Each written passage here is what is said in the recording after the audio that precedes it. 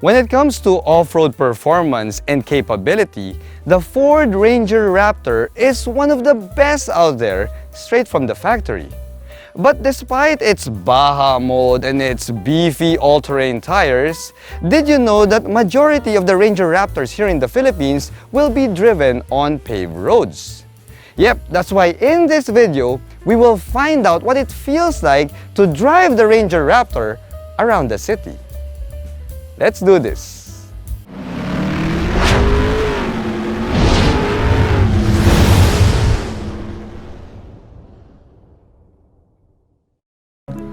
It's true. Despite the full-blown off-road equipment of the Ranger Raptor, a good majority of these off-road machines would be driven to the mall most of the time. The main appeal of the Ranger Raptor is not its drive performance, but rather its macho good looks in a relatively affordable package. For only 2,339,000 Philippine pesos, the Ford Ranger Raptor offers an intimidating stance while wading through congested city traffic. Yeah, and it also looks pretty darn good while parked in the mall parking area if you can fit it there in the first place. But knowing that the Ranger Raptor is born and bred for the mountain trails and river crossings, what sort of advantages and drawbacks can we expect if we just drive it in the city? Let's find out. Here at Reagan's Rides, we do car reviews of SUVs, sports cars, trucks, and everything in between. So subscribe and hit the bell. One of the things that I noticed immediately when I'm driving the Ranger Raptor is how close it feels when it comes to the drive performance to the Ranger Wildtrak 4x4. Now we do have the same engine and transmission here. Unfortunately, we don't have the more powerful V6 engine because we have a 2-liter bi-turbo diesel that puts out 210 PS and 500 Newton meters of torque. Now, the power delivery is smooth and the 10-speed automatic transmission has improved because I've not felt like any gear hunting when I'm driving around in the city. Now, the steering feel though, I noticed, is a tad bit heavier than the Ranger Wildtrak 4x4, which can be attributed to the all-terrain tires that we have here.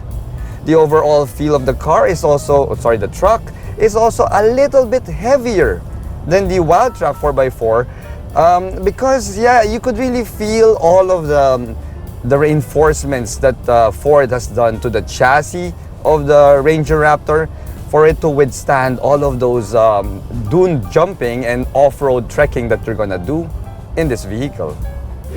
Fuel economy is also a tad bit less than the smaller Ranger Wildtrak sibling. You see, city drives gave back to me around 7.5 kilometers per liter, while a drive on the highway maxed out at 15 kilometers per liter.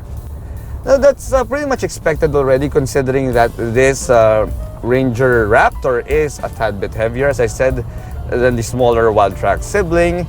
And yeah, it's also the biggest mid-size pickup truck in the category, so you can take that small hit when it comes to the overall fuel consumption. Now, I got a lot of comments, dude, that the Wildtrak 4x4 is actually a better choice over this Ranger Raptor because it has the same engine, it has the same drivetrain, it has the same kit, safety features, cabin amenities, pretty much practically the same except it's a little bit bigger. And of course, the Ranger Wildtrak is a little bit more affordable than the Ranger Raptor. But here's the thing, pare. Performance isn't the only reason why a lot of people would rather get the Ranger Raptor. See, one of the biggest reasons why the Ranger Raptor has so many fans here in the Philippines, even if you're the type who will never go off-roading, is, well, its intimidation factor. You see, friends, this is a mid-sized truck. But it is a huge mid-sized truck to the point that it can hardly fit in our indoor mall parking areas. See, the Ranger Raptor has around 6 inches more in terms of width. It's 6 inches wider than a regular Ranger Wildtrak 4x4. Not that a Wildtrak is a small truck. Yep, No sir, it's not. Now when you include the C-shaped LED DRLs here, the full LED headlight units, plus that Ford Performance front grille, you can clearly see why the Ranger Raptor has the highest intimidation factor amongst all of the mid-size pickup trucks in the Philippines today. And if you're a regular driver here in the Philippines, you also know that the best way to survive driving around our urban jungle is to drive a big and burly truck like the Ranger Raptor. Now here on the side, the Ranger Raptor adds some fender flares for a more muscular stance, as if the additional 6 inches worth of width over a regular Ranger Wildtrak is not enough.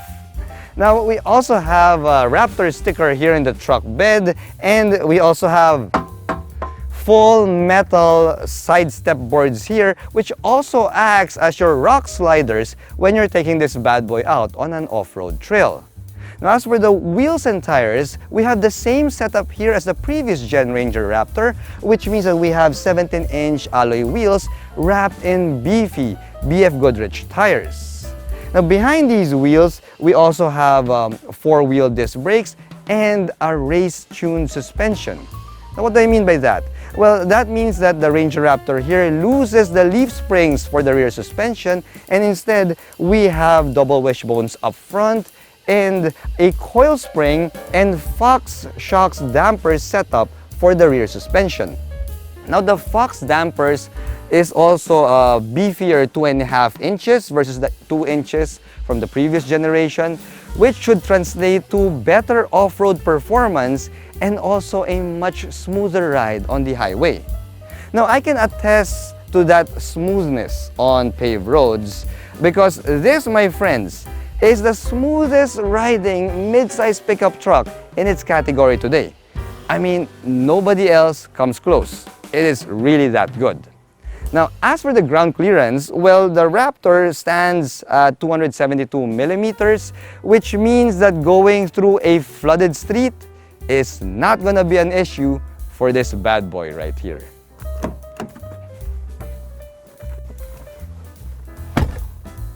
The Ranger Raptor's cabin is an experience in itself. See friends, this is a true lifestyle pickup truck because we have a bunch of soft touch materials here and all of the tech and creature comforts that you can ask for. See, we have Raptor specific leather seats here. These are sport bucket seats, and we also have some orange trimmings there, plus the Raptor badge, and of course we have power adjustments for both the front seats.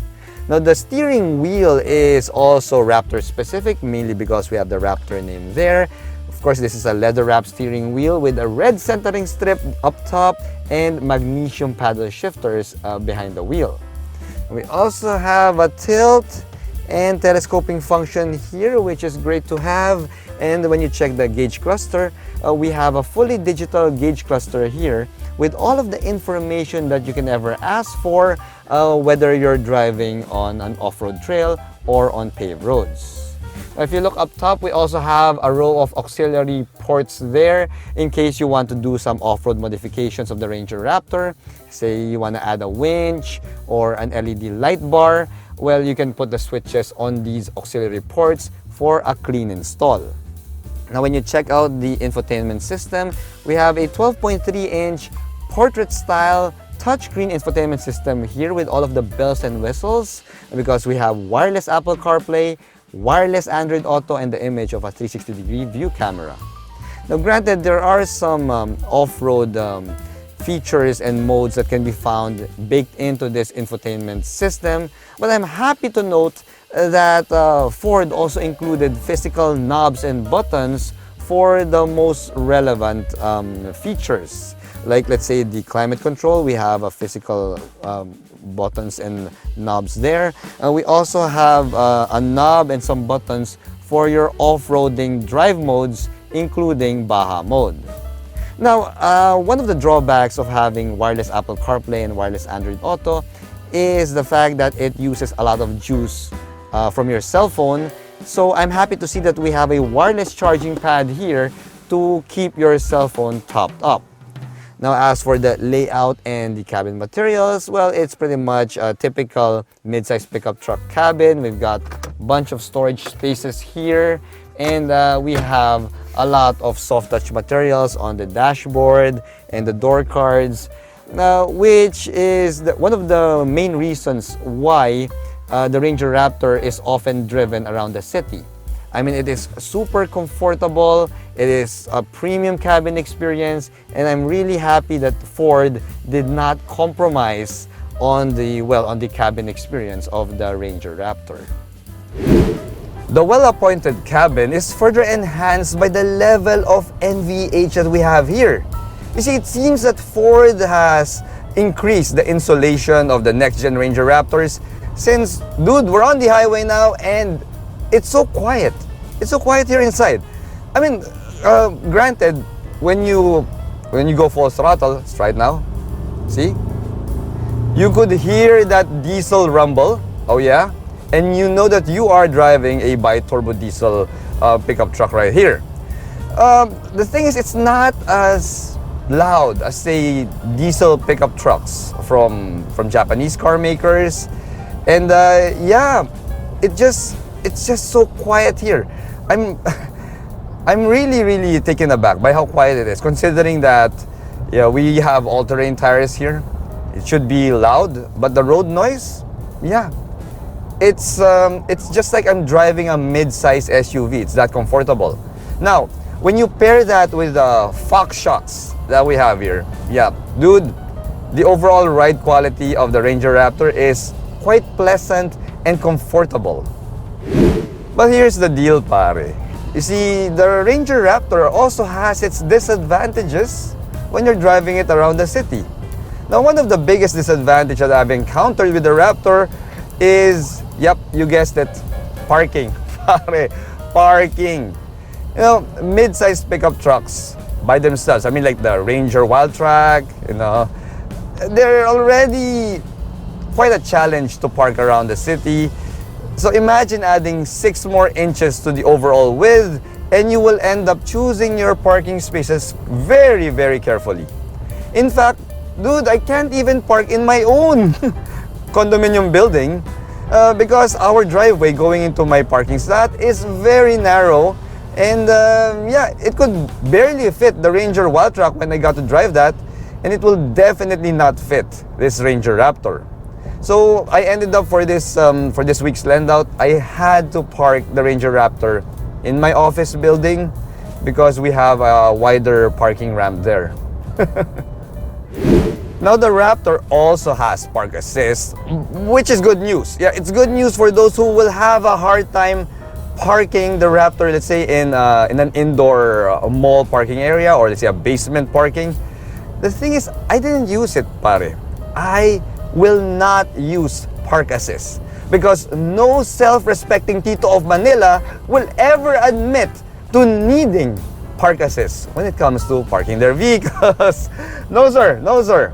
Now, aside from park assist, well, we have all of the driver assist aids that you are now seeing on your screen. Now, these driver assist aids and sensors are vital. They're very useful, especially when you're driving the Ranger Raptor down a tight Manila city street. Now, as for the back seat, let's go and check it out. All right. See, while the Ranger Raptor is a big and wide truck, I did encounter one challenge on a rainy day. See, I had to fetch my kids from school, and since it was raining, I had to cram my 3 kids plus the yaya and their school bags here inside the cabin of the Ranger Raptor. See, that's the problem with, well, all pickup trucks. Yeah, since we don't have a truck bed cover, I cannot put my kids' school bags at the back of the truck because it's gonna get wet.